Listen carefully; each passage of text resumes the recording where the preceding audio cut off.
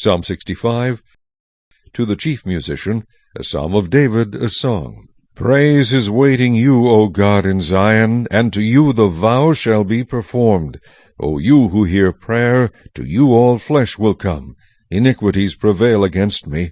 As for our transgressions, you will provide atonement for them. Blessed is the man you choose, and cause to approach you, that he may dwell in your courts. We shall be satisfied with the goodness of your house, of your holy temple. By awesome deeds and righteousness you will answer us, O God of our salvation.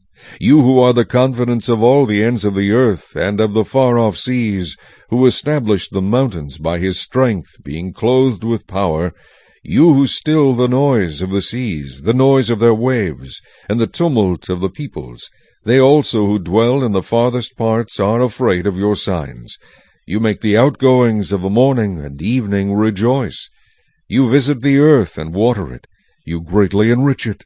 The river of God is full of water. You provide their grain, for so you have prepared it. You water its ridges abundantly. You settle its furrows. You make it soft with showers. You bless its growth. You crown the year with your goodness, and your paths drip with abundance. They drop on the pastures of the wilderness, and the little hills rejoice on every side. The pastures are clothed with flocks. The valleys also are covered with grain. They shout for joy. They also sing. Psalm 65, God of Abundance.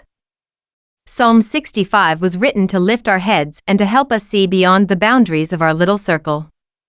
Our God is a big God, and He has a global perspective. God with His people, verses 1-4.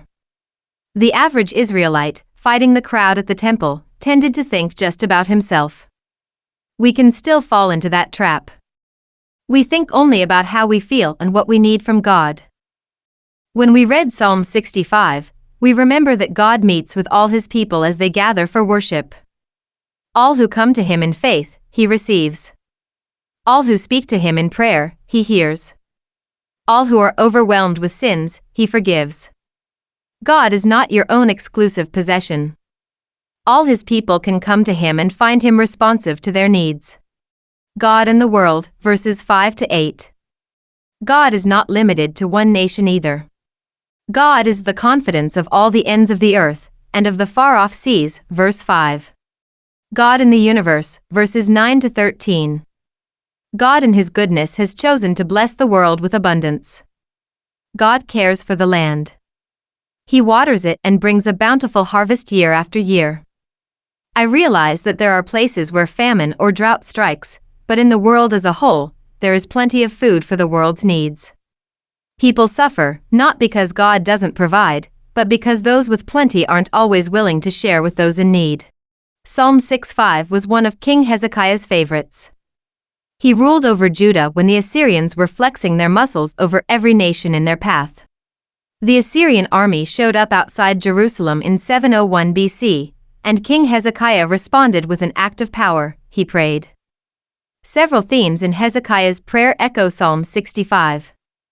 The prayer is recorded in Isaiah 37. Isaiah the prophet told Hezekiah that the Lord would send the Assyrians packing. The next night the angel of the Lord put to death 185,000 soldiers in the Assyrian camp, and the Assyrian king went home. Furthermore, the Lord saw to it that the people of Israel had abundant harvests for the next 3 years, even though the land had been ravaged by the invading army.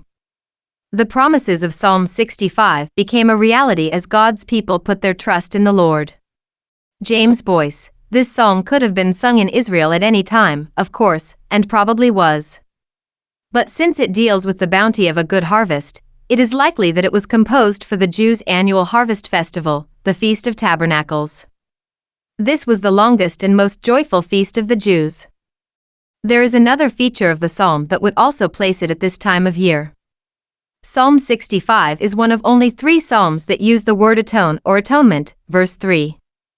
That it does may be significant in light of the fact that the Day of Atonement occurred almost immediately before the Feast of Tabernacles in the Jewish calendar.